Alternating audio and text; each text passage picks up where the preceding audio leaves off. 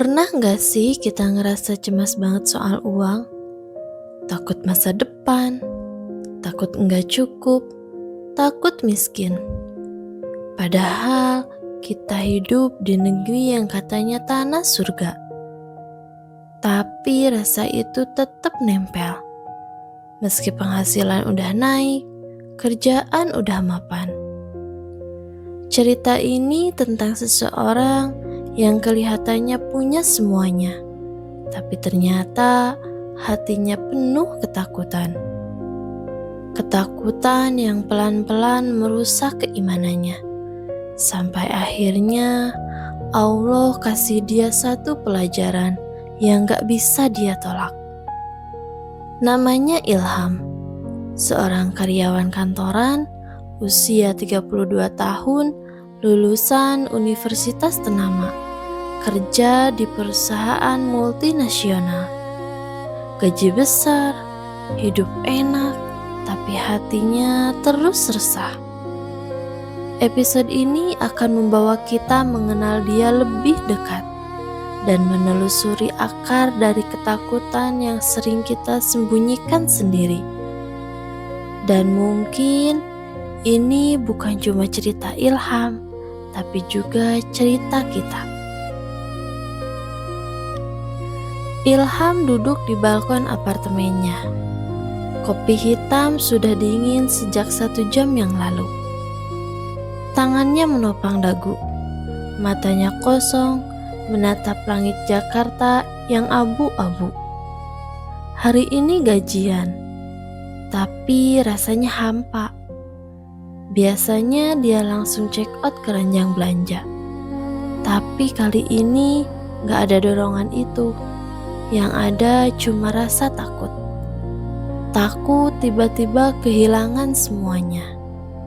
Takut mendadak bangkrut, takut sakit, takut dikhianati, takut gak bisa biayai ibunya lagi. Padahal tabungan Ilham lebih dari cukup. Ada deposito, ada investasi, ada asuransi. Tapi rasa takut itu masih tinggal. Seolah dia sedang dikejar sesuatu yang gak kelihatan. Beberapa bulan terakhir, Ilham sering mimpi buruk. Mimpi dia kehilangan pekerjaan. Mimpi rumahnya dijual, mimpi ibunya sakit keras, dan dia gak bisa bantu apa-apa. Setiap bangun tidur, napasnya tersengal. Sholat subuh pun sering cuma jadi formalitas. Padahal dulu Ilham rajin ke masjid. Dulu dia sering sedekah diam-diam. Dulu dia punya mimpi bantu orang lain dari rezekinya. Sekarang yang dia pikirin cuma angka, grafik, laporan keuangan, target, cuan. Dia bahkan pernah nahan sedekah karena takut bulan depan ada pengeluaran gede. Padahal seingatnya pengeluaran gede itu gak pernah benar-benar terjadi. Ilham mulai sadar ada yang salah. Tapi dia gak tahu harus mulai dari mana. Dia merasa aneh karena takut miskin. Padahal kaya. Dia ngerasa gagal jadi hamba Allah yang bersyukur. Beberapa minggu lalu, dia iseng buka album foto lama. Foto-foto waktu kuliah, makan cuma pakai nasi goreng gerobak. Waktu itu hidup lebih berat, tapi rasanya lebih ringan. Karena dia masih yakin banget, Allah pasti cukupkan. Sekarang dia malah terlalu mikir, terlalu takut, sampai lupa siapa yang ngasih rezeki. Hari itu Ilham mutusin buat jalan kaki ke masjid. Waktu subuh. Sudah lama dia gak kesana. Suhu pagi Jakarta masih dingin. Langit belum benar-benar terang. Di tengah jalan, dia lihat seorang bapak tua jualan kue pukis. Usianya mungkin 60-an. Tangannya gemetar memegang spatula. Wajahnya tenang meski lapaknya sepi. Ilham berhenti. Dia beli 10 potong kue. Bapaknya senyum dan bilang, "Alhamdulillah rezeki pagi-pagi." Kalimat itu nusuk. Alhamdulillah rezeki. Padahal cuma 10.000. Ilham jadi malu. Bapak itu jauh lebih tenang daripada dirinya yang gaji belasan juta. Sesampainya di masjid, Ilham sholat. Tangisnya pecah di sujud terakhir. Bukan karena sedih, tapi karena malu. Dia sadar, dia gak miskin uang. Dia miskin keyakinan. Setelah sholat, dia duduk lama di serambi masjid. Angin subuh menyapa wajahnya. Hatinya tenang untuk pertama kalinya dalam beberapa bulan. Ada jamaah yang mendekat. Seorang lelaki parubaya berpakaian sederhana duduk di sebelah Ilham dan bilang, "Mas, kerja itu penting, tapi jangan sampai kerja bikin kita lupa siapa yang ngasih kerjaan." Ilham kaget. Dia belum cerita apa-apa, tapi kalimat itu seolah nembus isi kepalanya. Dia cuma senyum. Lelaki itu pamit dan pergi. Entah siapa. Tapi sejak saat itu, Ilham mulai mengubah rutinitas. Dia mulai sholat tepat waktu lagi, mulai sedekah kecil-kecilan tiap pagi, mulai buka mushaf tiap malam, walau cuma 1 halaman. Tapi yang paling penting, dia mulai ngobrol lagi sama Allah. Bukan lewat permintaan, tapi lewat rasa syukur. Rasa takutnya belum hilang sepenuhnya. Tapi pelan-pelan dia tahu kalau semua ini milik Allah. Kenapa harus takut kehilangannya? Dan waktu itulah ujian datang. Perusahaan tempat Ilham bekerja mengumumkan efisiensi besar-besaran. Departemennya terancam dipangkas. Namanya masuk daftar evaluasi. Untuk pertama kalinya ketakutannya jadi kenyataan. Tapi anehnya dia gak panik. Dia tetap ke masjid, tetap sholat, tetap sedekah. Ilham nunggu keputusan dengan hati yang lebih tenang. Tapi di dalam tetap ada gejolak. Dan hari itu datang. HRD manggil Ilham. Ruangannya sepi. Dia duduk, napasnya ditahan. Kepala HRD menatapnya dan berkata, "Mas Ilham, kami ingin menawarkan Anda jabatan baru." Ilham bengong. Alih-alih dipecat, dia malah dipromosikan. Divisinya dipindah ke luar kota. Tanggung jawabnya naik, gajinya pun naik. Tapi bukan itu yang bikin Ilham menangis malam itu. Yang bikin dia menangis adalah karena dia sadar Allah gak pernah ninggalin dia. Bahkan saat dia lupa. Dia yang lupa, bukan Allah. Episode ini belum selesai karena perubahan hati itu butuh waktu. Dan Ilham belum sepenuhnya berubah. Tapi sekarang dia belajar satu hal. Takut miskin bukan soal saldo rekening, tapi soal hati yang kurang yakin sama janjinya. Ilham sudah melewati fase pertama, mengakui ketakutannya. Dia mulai kembali ke rutinitas ibadah, memperbaiki niat, dan menata ulang arah hidup. Tapi hidup gak berhenti setelah kita tobat. Justru kadang Allah menguji kita lebih keras setelah kita mengaku kembali kepadanya. Episode ini adalah babak baru bagi Ilham. Ujian datang bukan cuma dari pekerjaan, tapi dari orang-orang yang dia sayang, dari tanggung jawab yang dia banggakan, dan dari ego yang selama ini dia sembunyikan. Ketika rezeki bertambah, lalu cobaan datang dari arah yang tidak disangka. Ilham harus memilih menjaga citra dan rasa aman duniawi atau melepasnya demi tenang di sisi Allah. 2 bulan sejak promosi, Ilham pindah ke Surabaya. Kota baru, ritme kerja baru, tapi juga tantangan baru. Dia sekarang jadi manajer proyek di anak perusahaan. Tugasnya berat, tapi gajinya naik 40%. Kantornya lebih kecil, tapi lebih strategis. Timnya masih muda-muda, dinamis, ambisius. Ilham merasa ini kesempatan kedua dari Allah. Kesempatan untuk menata ulang hidup dan membuktikan bahwa dia bisa tetap dekat dengan Allah meski sukses. Awalnya semuanya berjalan lancar. Dia tetap sholat 5 waktu dan ikut kajian Sabtu pagi. Dia sedekah mingguan ke panti asuhan. Tapi seperti biasa, ujian itu datang tanpa aba-aba. Suatu malam ibunya telepon. Suaranya pelan. Ternyata adik Ilham yang bungsu kecanduan judi online.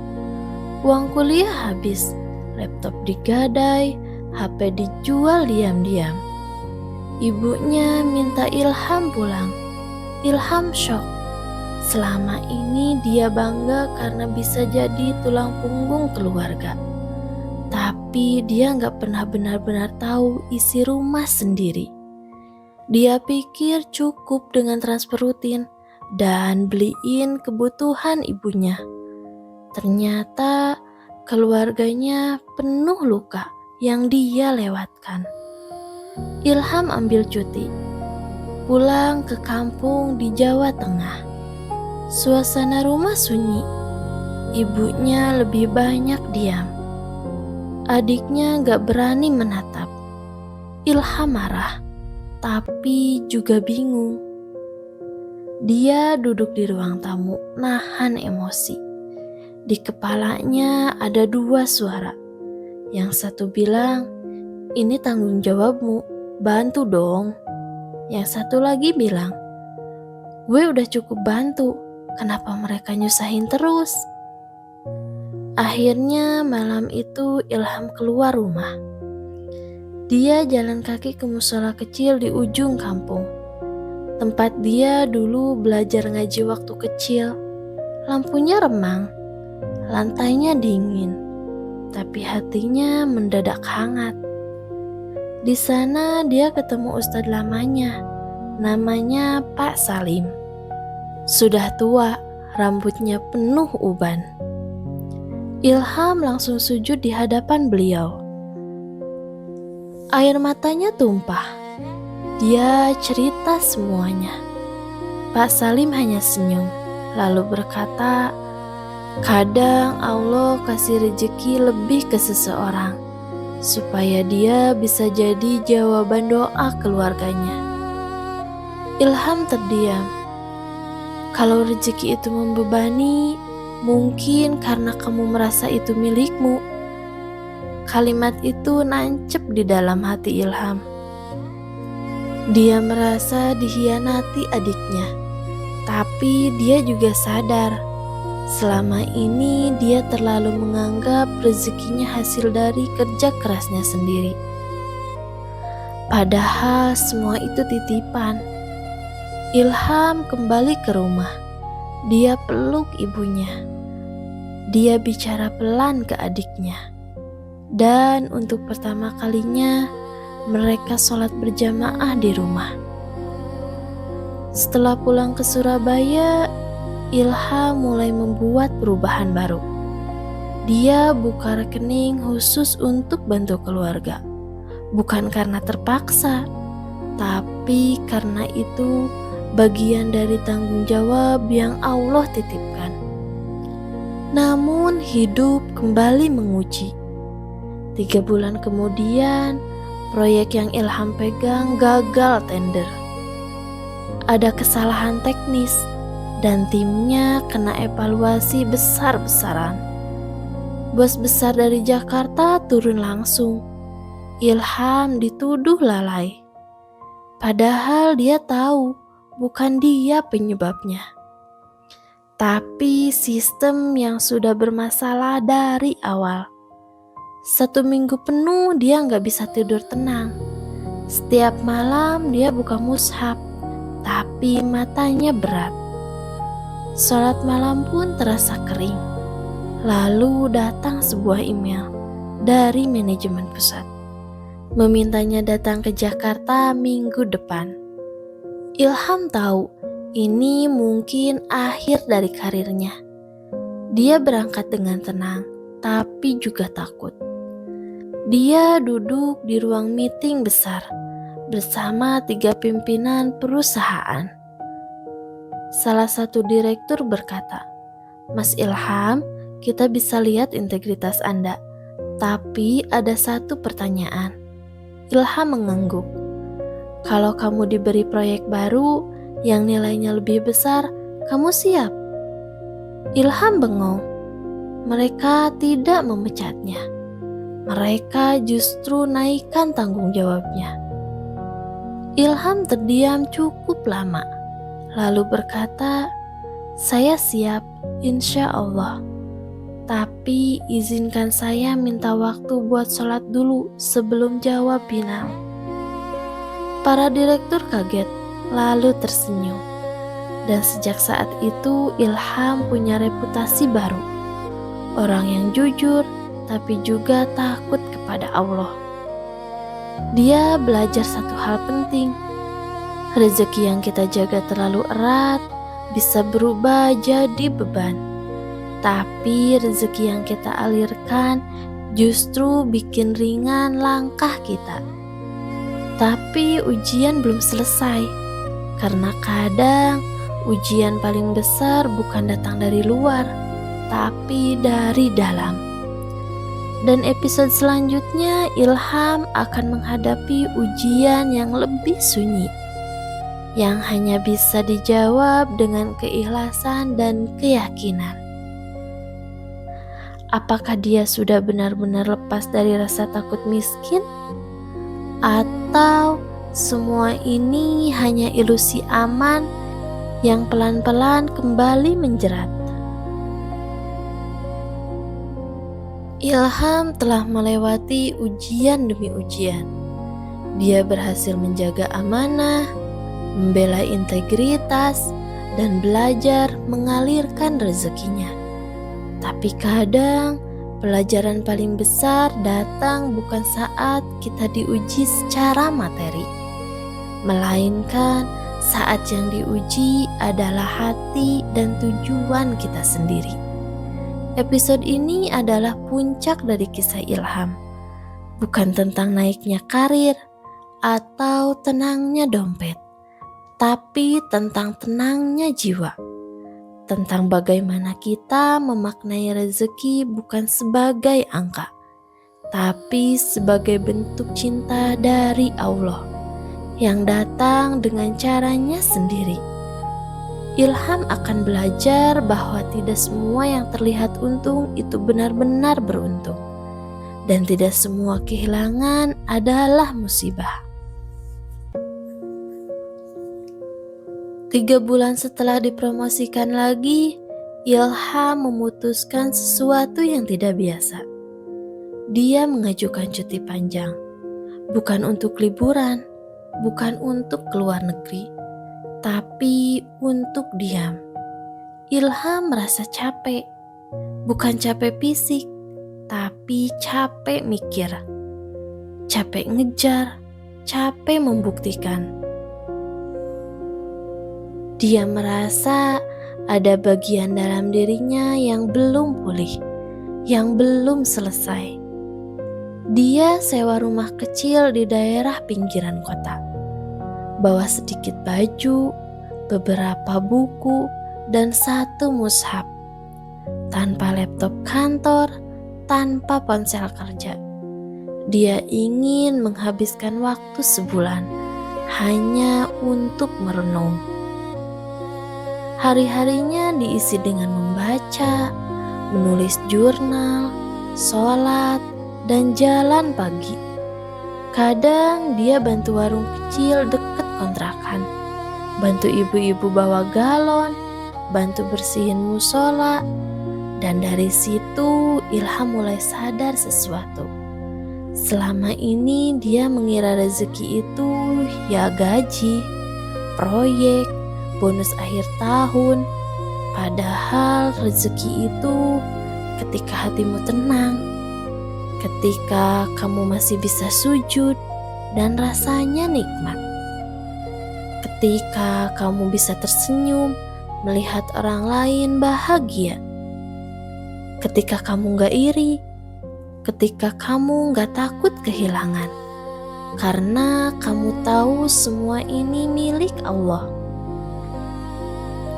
Ilham mulai bertanya ke dirinya sendiri, selama ini aku kerja buat apa? Buat siapa? Buat validasi siapa?